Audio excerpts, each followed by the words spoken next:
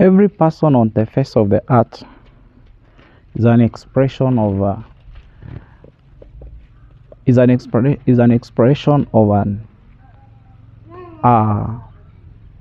an agenda. Is an expression of a possibility. There is no one that appear without on earth before, when there is nothing that he is pursuing to fulfill. They may know or they may not know, but every person on earth, he is fulfilling an agenda, and he is busy and engaged in one activity or another, consciously or subconsciously. So that brings us to a very important concern here, that each and every man ought to know why he's in the face of the earth. Why he's in the face of the earth. Until you know why you exist, society or your needs and your worries will give you things to do.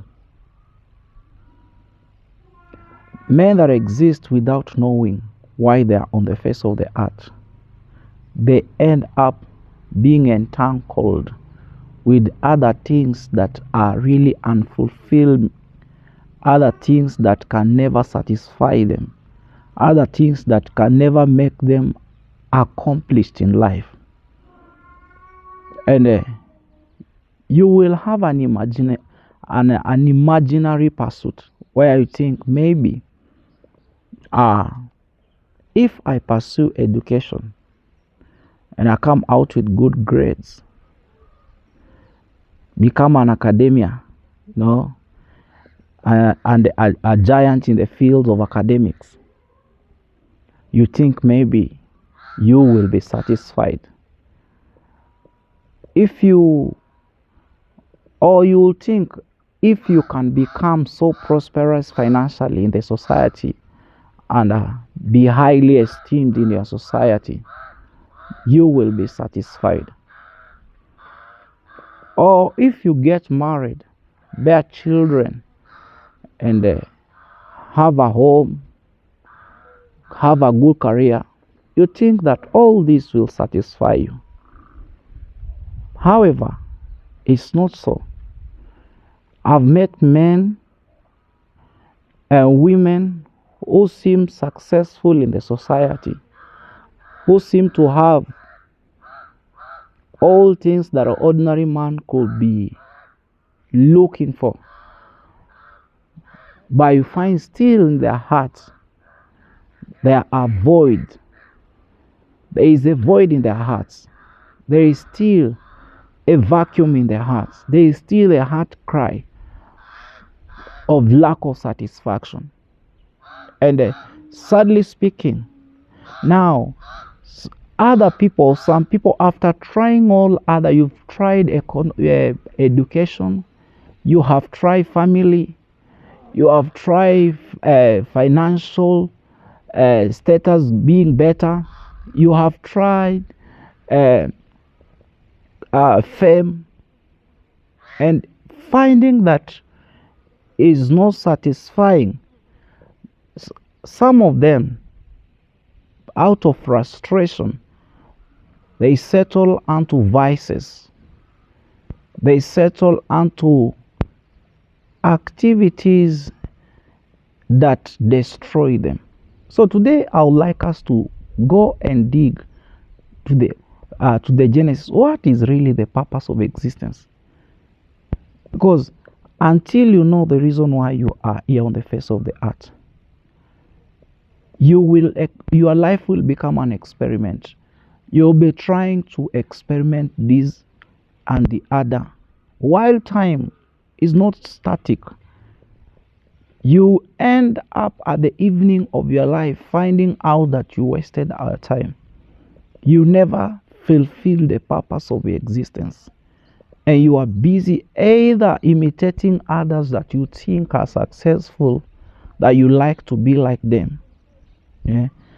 There is no problem of having mentors or fathers, people who have reached where you are going, if you know that that is the purpose of your existence.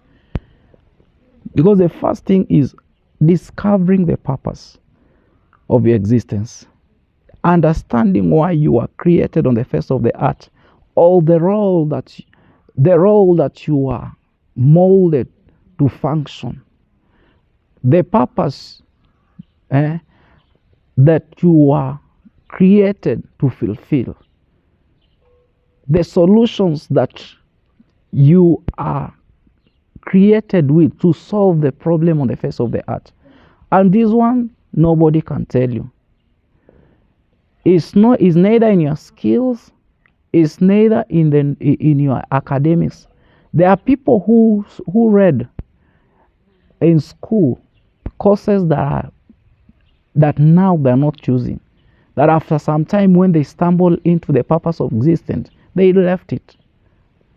You see, so I want us to look at in depth, why was I created? What is the purpose of my existence?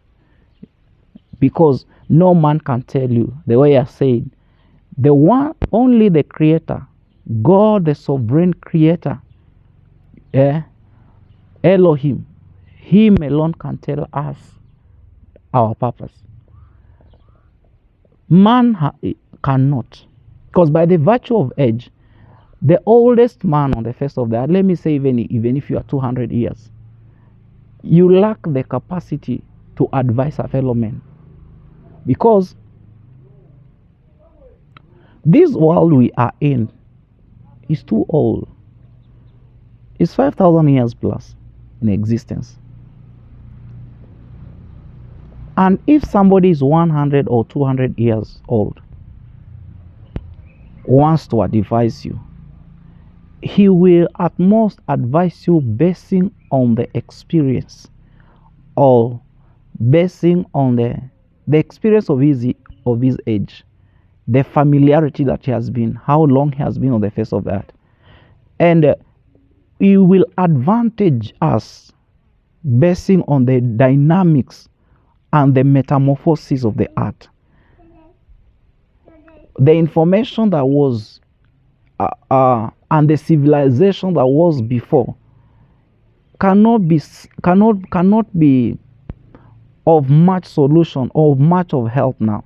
So until we key unto the one who knows the end from the beginning, Elohim, the one who knows the reason he created you, the one who knows your yesterday, who knows your today and your tomorrow, I think we will be bankrupt of that knowledge.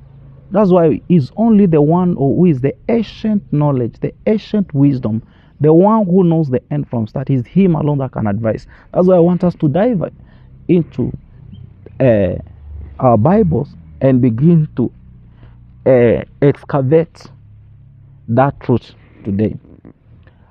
I would let Ecclesiastics talk to us.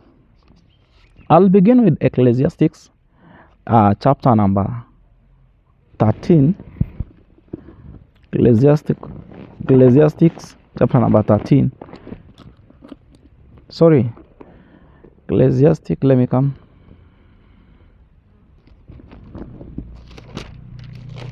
Ecclesiastics chapter number 12 and verse number 13.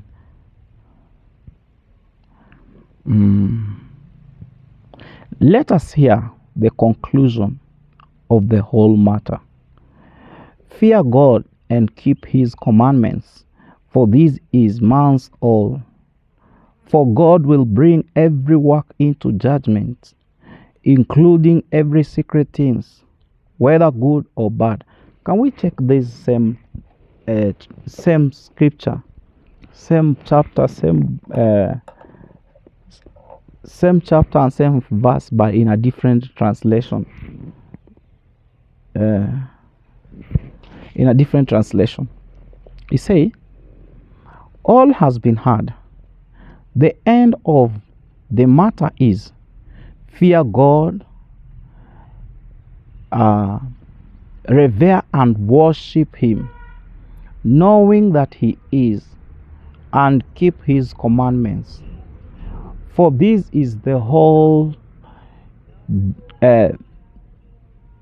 This is the whole of man. That is the full original purpose of His creation. I like that. Is the original purpose of His creation, the object of God's providence, the root of character, the foundation of all happiness, the adjustment to all in harmonious circumstances and conditions under the sun, and the whole duty of every man. I like that. He say, for God shall bring every work into judgment, and every secret thing, whether good or evil. So we have seen there is truth that is coming forth, that the reason why man was created, according to Ecclesiastics chapter number 12 and verse 13, is saying the original purpose of creation is man should fear God. The fear of God in the hearts of man. That is the function, that is the reason why man was created. Not to be afraid of Him, but to have a reverential fear towards Him, whereby taking Him as a sovereign God, whereby you submit at His authority, whereby you allow His word, His instruction to have the final authority over our lives. Let's check in the book of Exodus. Exodus chapter number Exodus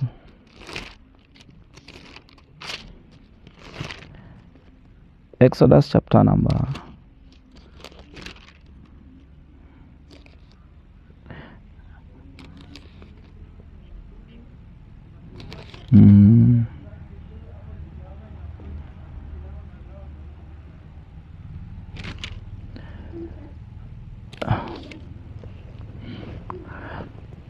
before we get Exodus, why did God say that man ought to fear Him? The fear of God is what brings that's what makes man to shun from evil, is what makes man to be upright at heart and forsake lawlessness. Anywhere the fear of God is eliminated from the heart of man, wickedness will replace the fear of God, because they just work hand in hand. Where there is no fear of God, then we will have wickedness filling the heart of man. And where wickedness is, all the works, a man destroys himself. Because where wickedness is, wickedness has been programmed to destroy itself. So the cords of wickedness will bound mankind, that destroy him and makes him not to fulfill the reason why he was created. The conversation in Exodus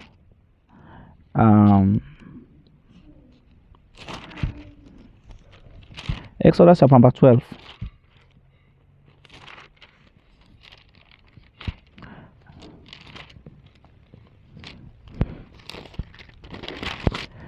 Exodus.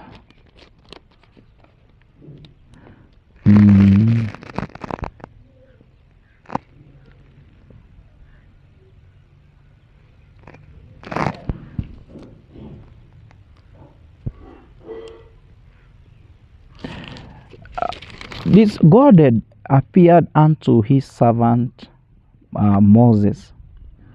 And when he appeared to his servant Moses, there was the exact, even when the plagues were going on in the land of Egypt, the intention of Moses being sent in the land of Egypt was to break the bondage and slavery of Egypt over Israel, to the end that the children of Israel may not be slaves unto Egypt, but be slaves unto righteousness.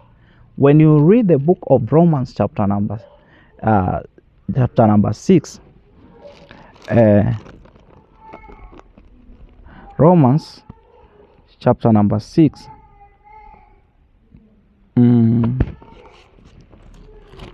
Paul was saying something very profound. He's saying,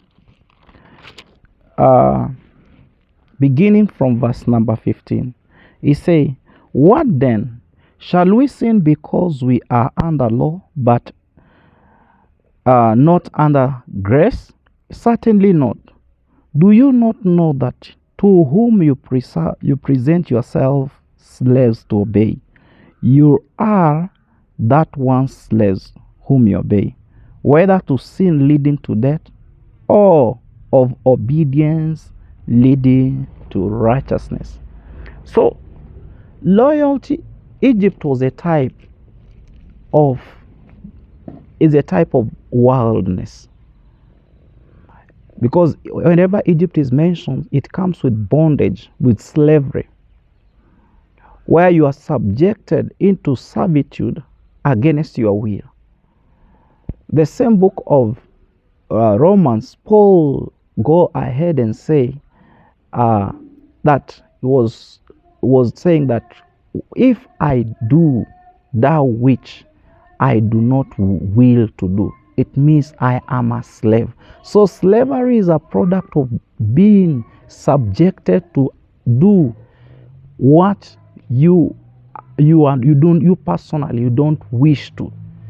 Given opportunity, will be brave. So after the fall of man in the Garden of Eden, mankind was brought in the servitude, was subjected unto the passions of the flesh, whereby at all means, by nature, he was to serve the passions of the flesh and not the passions of God.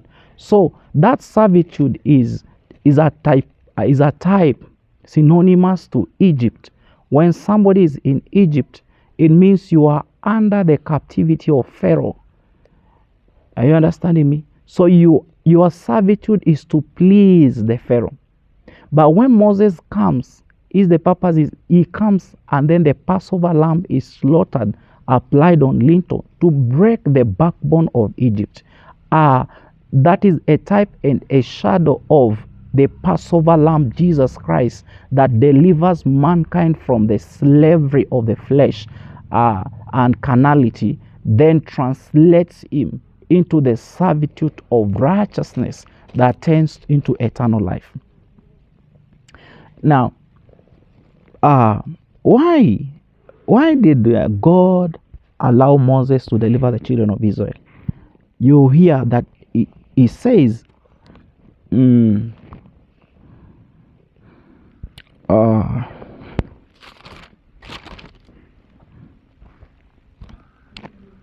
me get it.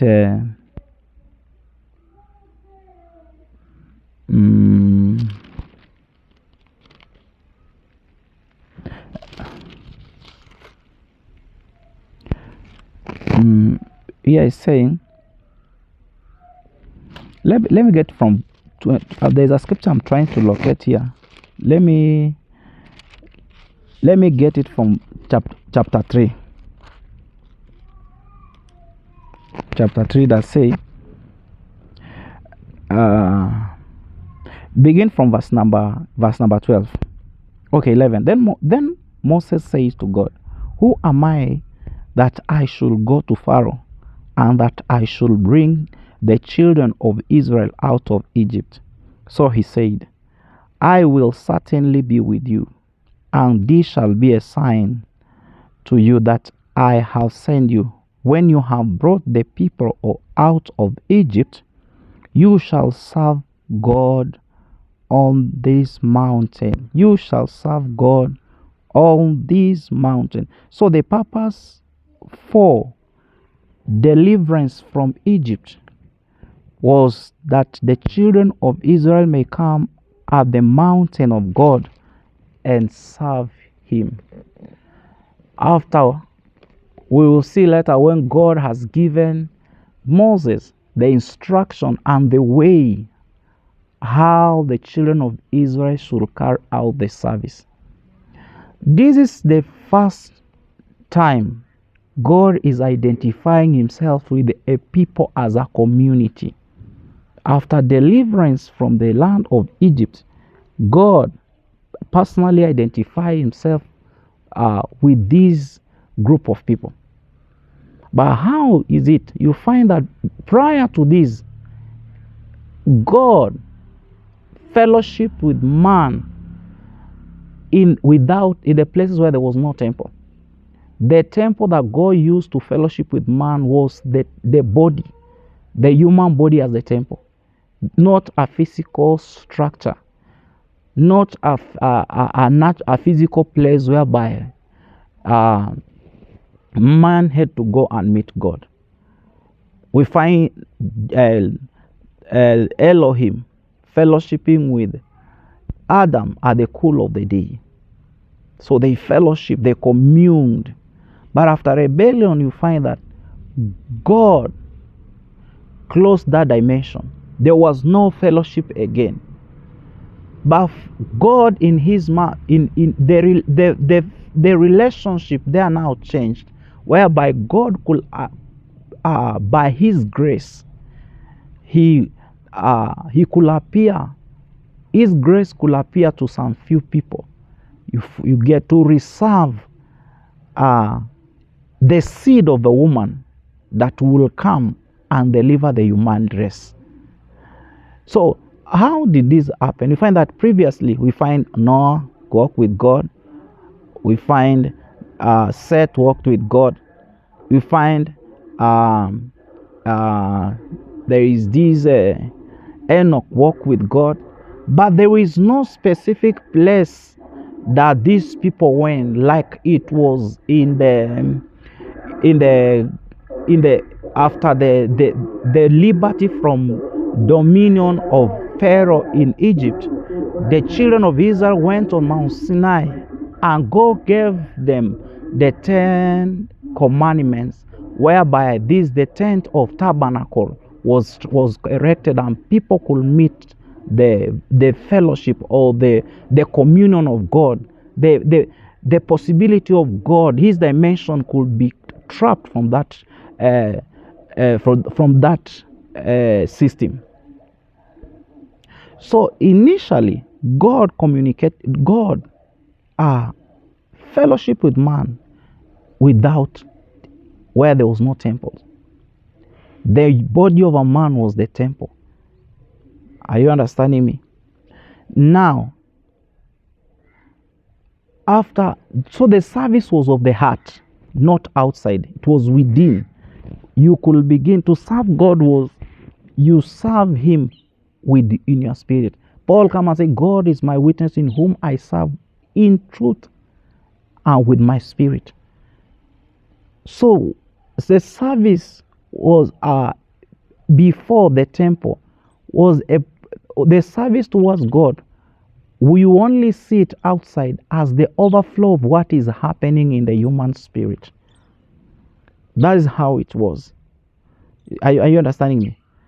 So the service after the captivity, it was centered around the temple, the vessels, the rituals, the sacrifices, the outwards.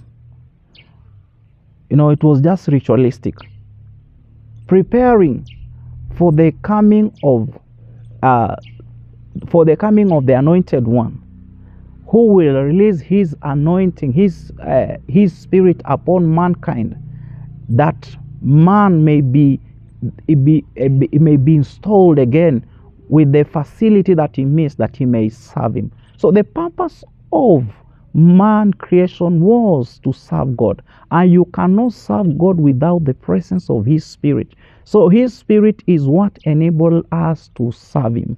His spirit is what reveals unto us the purpose of our existence. And as we commune with the spirit, the more we get the clarity, the more we get the guidance, the more we know how to execute the purpose of our existence. Are you understanding me now? So you say, this is the whole counsel, that man was created that he may serve the Lord. So when we say about serving the Lord can be as same as worshiping the Lord, because you are doing the will of God. And worship can be summarized as doing the will of God, or living for the interests of another, not you. That is worship. Living at the pleasure of another, even if it is not for your benefit, is not for your pleasure. You don't draw pleasure for it, you are giving it for others. So your life exists for another. And initially, that's what God created. Man was created in the image of another. Man was created in the image of God and likeness of God. So he was to mirror, he was to reflect who God is on earth. He was not to reflect anything of his own, but that which God is. He was to represent him. Yeah? But rebellion is what made man to malfunction and come out of that alignment, to miss the purpose of why he existed. And all through now we found Moses has come. From Moses you find there'll be Moses went, Joshua took over, the judges came, the prophets, all. But all through, God decided to identify himself with one man up to today. And he gave him a throne. This man called David, the son of Jesse. The son of Jesse. He said, let's check in the book of Acts of Apostle. Acts of Apostle. And chapter number 13.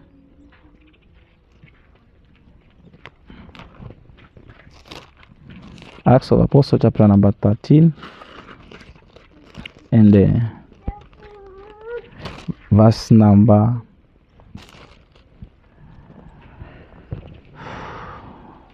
let's begin from verse number 21.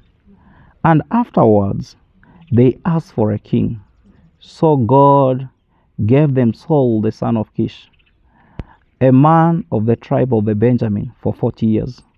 And when he had removed him, he raised up for them David the king, to whom also he gave testimony and said, this is God himself. He gave testimony and said, he said, I have found David the son of Jesse, a man after my own heart, who will do all my will. A man after my own heart, who will do. God identified himself with David. What could be the reason that David was identified? God decided to use the pattern, or God manifested himself in the life of David and revealed to him the pattern that David aligned to, the same pattern that even Jesus Christ is called the Son of David. It means the pattern that even Jesus himself will come and sit on the throne of David. You see, so David, this was a man, is a king that could not do anything by himself. Even when he wants to go to the war, he will have to consult, say, Lord, should I go or should I not? The man who had high esteem for the prophets, not like Saul who slaughtered the prophets, is a man whose desire, whose craving was to fellowship and to have to please God. That was all. That was all. He was not looking for anything. He was looking to please God. Man that say, I'll rather be a doorkeeper in the house of God than to dwell in the tents of the wicked. Is a man who desired, his heart was panting for God so much. You see? So when it comes to the kingdom matters, God identify every one of us not according to what we speak with our lips, not according to what we do, but what in accordance to the nature of our hearts. You may do what is right, but can still not be accepted because the motive of your heart or the intents of your heart or the passions of your heart are contrary to the will of God.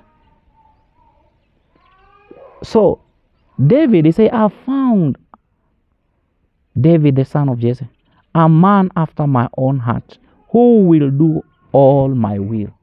It is the will of God or that counsel of God over our lives and how loyal we remain to it, how we execute it unto the letter that determine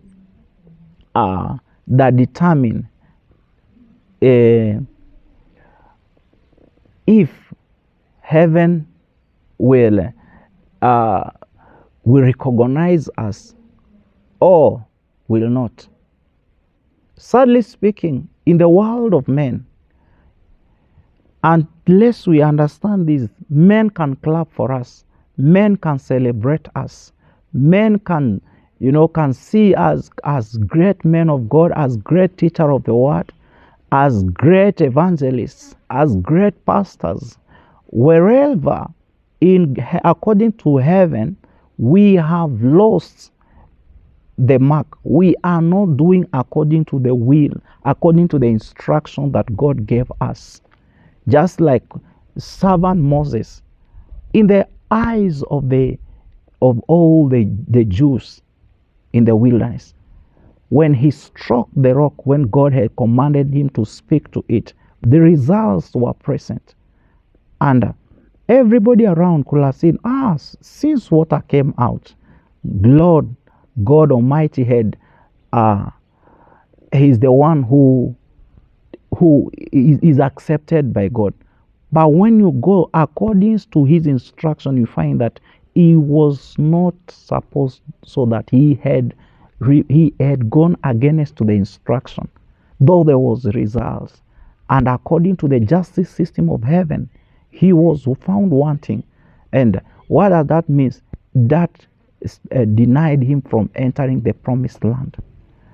So the purpose of your existence on earth is to serve that will, that desire of God that is upon your life. And nobody can tell you. It's you to find that desire, that will of God concerning your life. It's you to find that will. It say is written. That will, where do you find it? It's written in the book before our existence. Let's check in Psalms 139. Psalms 139.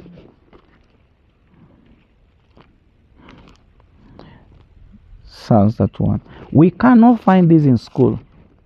We cannot find this in any institution on earth. It's only God that has the capacity to reveal it, because spiritual things are only revealed by the Spirit. You see? So once it has been revealed unto you, that is when now you go ahead and you can add a skill unto it. You can perfect it so that you can have skill, you can have knowledge in direction to what your purpose is, that you can execute it effectively.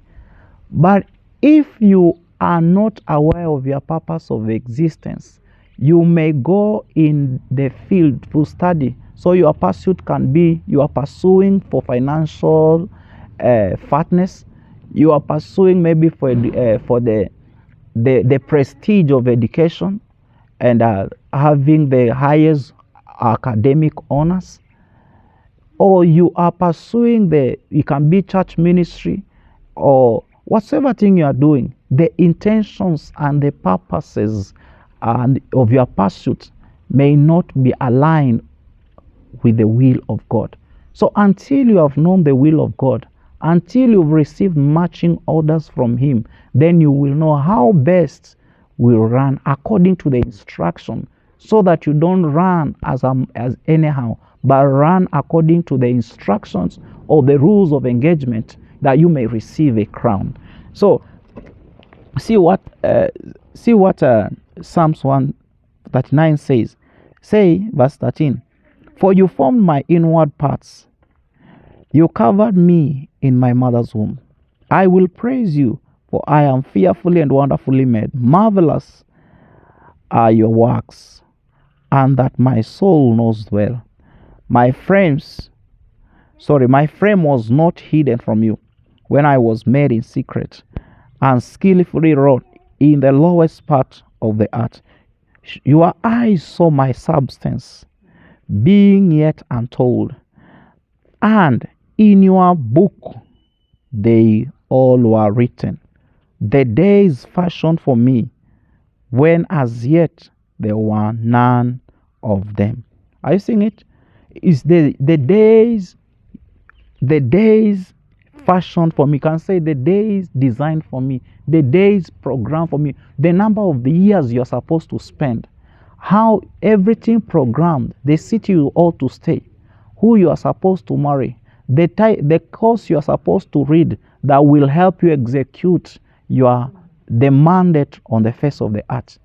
Are you understanding? The people you are supposed to meet, everything is programmed, but you cannot know it until you find it. You find the Spirit of God, who will reveal unto you the deep things of God that are hidden, the ear has not heard or eye seen. No pastor can tell you this. This one is matter of destiny. Is you to identify them. Is individual, is you to identify them. You understand what I'm saying now? So God had identified Himself with, He said, I found a man, David, son of Jesse. So this guy, when you go in Psalm 74, you will see what type of man David was. 73, Psalm 73 and verse 24.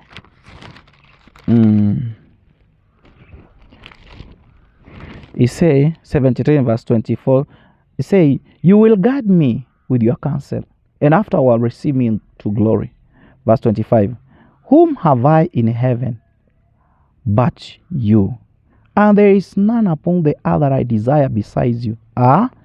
This is the king talking. He said, who have I in heaven but you? So, as much as heaven is concerned, he desires heaven because God is in heaven. He desires heaven because that is his dwelling place. And he say, what do I desire? What do I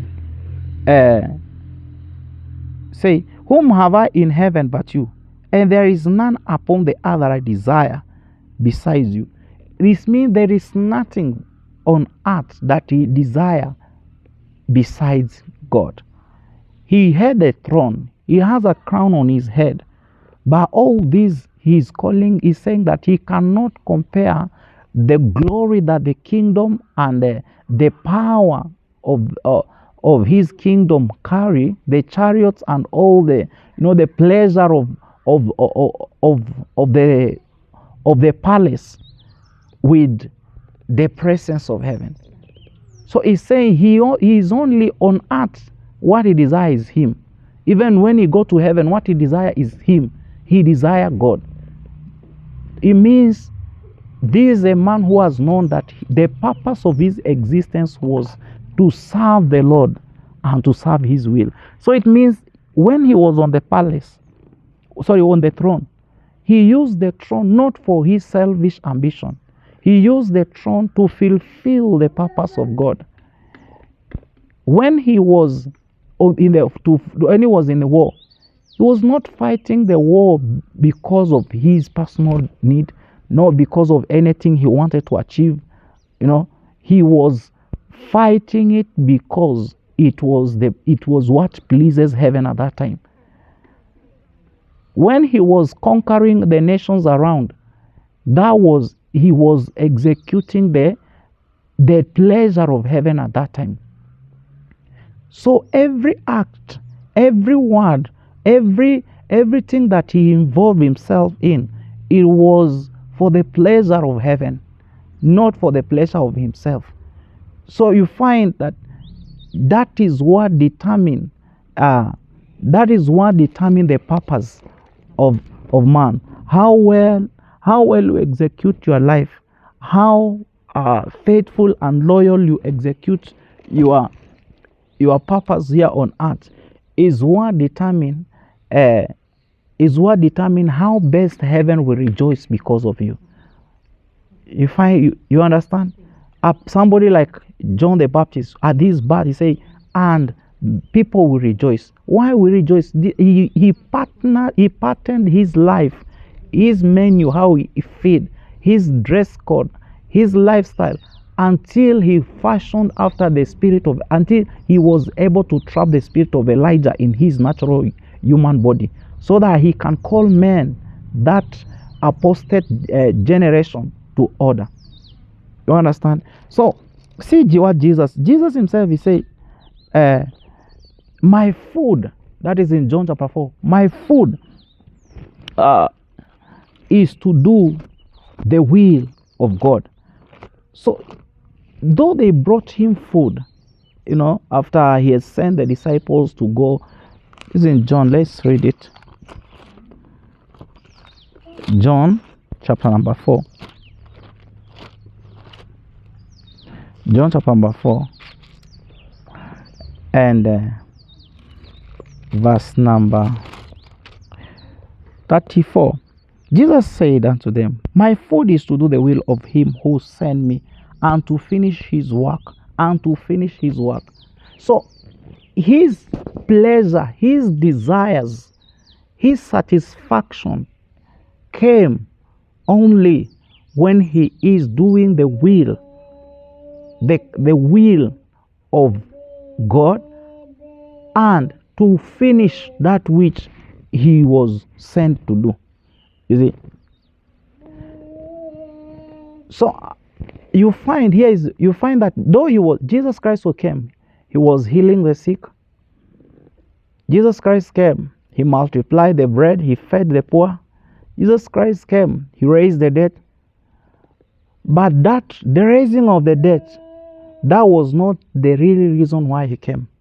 He came as the Lamb. John the Baptist said, behold the Lamb that takes away the sin of the world. So his ideal and the purpose of existence was to finish that work, that he may die on the cross. And that's why he rebuked Peter in Matthew 16. He said, get behind me, Satan.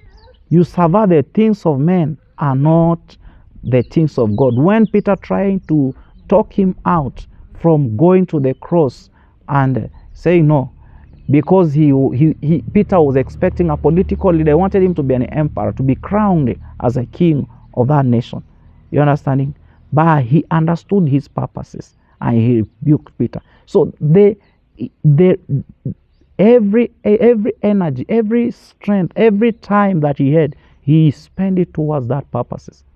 So when you understand the purpose of existence, it can be you are a medical personnel.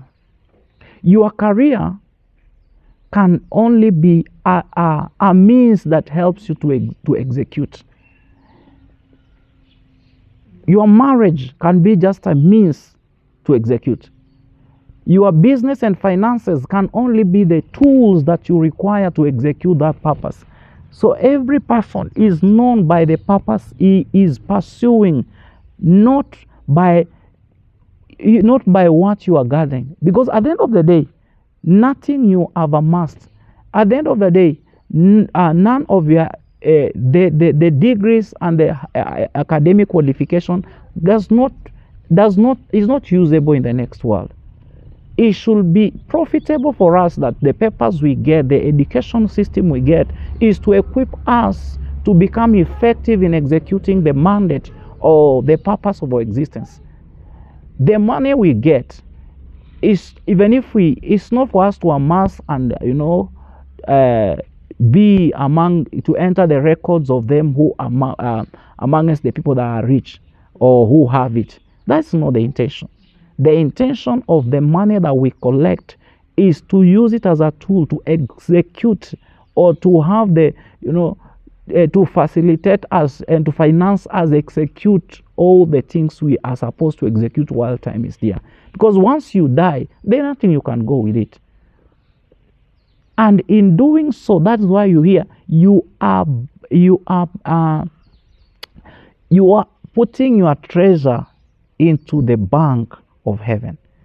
Is only by using this time and using the resources you have into partnering with God in redemptive purpose of mankind, and then how well you do with loyal heart executing that will, the will of God.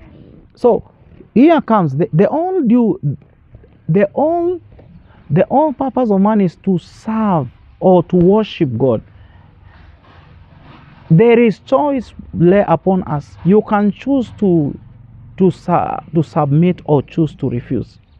So the fear of God inside our heart, then the love of God inside our heart, that is what makes us to downplay, and we count everything as worthless, and makes the presence of God, the fear of God, as everything in our lives, so that we may become in alignment with Him and become the temples that God can move on this face of the earth,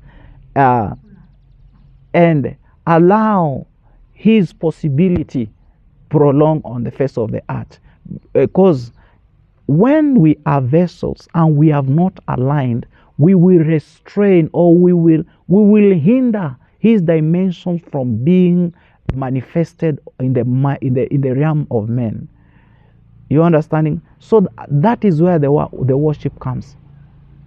Are you understanding me? So your purpose should be, the attitude or you carry while executing your purpose should be the attitude of worship. I'm not doing it for fame seeking. I'm not seeking the glory of men. I'm not seeking attention. I'm not seeking recognition. I'm not using these to amass resources for me. Even when resources come, is to help me execute the work more. Are you understanding me? I'm not using this as to get married. No, marriage should only help me to execute the purpose more. Children should only be a platform for me to execute my purpose. The city I stay, it should be a place whereby I've been instructed to execute my purpose of existence. The people I meet, I should be influencing them with the investment of God inside me. So that is the reason of our existence. But unless you know this, you will spend your life pursuing money, you will spend your life pursuing marriage, you will spend your life pursuing the fame, getting educations that at times doesn't, is not helpful to you, and you end up living a prodigal life, a wasted life. The purpose of your existence is to serve God. The purpose of your existence is to serve God. So I think I will finish there, and we get prepared to evaluate again and see how really are we with everything. You check just around you, and the thing you are those motives or the pursuit in life, because every pursuit, every purposes will be judged in accordance to how faithful or how well heaven benefited from it. Is it you or heaven? If it's for your sake, if it's because of self, you will lose it. You say you'll suffer worse. But if it's for heaven, you will receive. You say there is that crown of glory. Let's also target on that crown of glory. I pray that God will help us to be very faithful and that we may not miss our crown. To run a race with endurance, to run a race aiming unto the mark, to run this race with faithfulness and commitment, to run this race that we may receive the crown of glory. Peace be with you. Until next time, stay blessed.